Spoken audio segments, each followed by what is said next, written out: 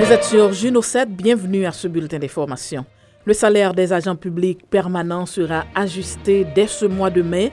Le ministre de l'Économie et des Finances, Michel Patrick Boisvert, dans un mémorandum adressé à la Direction générale du budget, la Direction générale du Trésor et la comptabilité publique du ministère, en date du 20 mai, a demandé à ces directions internes de prendre les dispositions nécessaires pour que, à partir du mois de mai de l'exercice en cours, le salaire de l'ensemble des agents publics permanents soit ajusté conformément au nouveau barème salarial.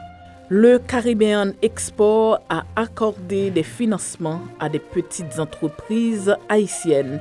L'Agence de développement des exportations des Caraïbes a accordé un financement à 7 entreprises haïtiennes via un programme de renforcement mis en place pour les petites entreprises de la Caraïbe. L'objectif de ce programme est d'accroître la création d'emplois, faciliter l'inclusion en particulier pour les jeunes, les femmes et les groupes autochtones et de réduire la pauvreté globale dans les États du CARIFORUM, incluant Haïti. L'agence en a profité pour publier son premier rapport de l'année dernière concernant l'impact du projet dans la région caribéenne. Selon les responsables, il y a eu 3 appels à subventions totalisant plus de 3,5 millions de dollars, desquels 157 entreprises, soit 2500 participants et participantes de la région, ont bénéficié. Des Haïtiens aux abois à Wanbosch, la chasse aux compatriotes se poursuit. La situation des Haïtiens dans le quartier de Wanbosch a empiré ces derniers jours. Certains Dominicains ont manifesté lundi pour exiger l'expulsion de nos compatriotes dans ce quartier en pleine construction, où des agents de la migration font la chasse à nos frères et sœurs. Mardi matin, ces agents ont barricadé la zone en cherchant des compatriotes dans des maisons pour les arrêter et les expulser, a confié à notre rédaction une source qui a déserté la zone lundi dans l'après-midi. Dans un article publié samedi par Listín Diario, le média dominicain a rapporté que 325 Haïtiens sont rapatriés sur les 385 arrêtés à Ciudad Wanbosch.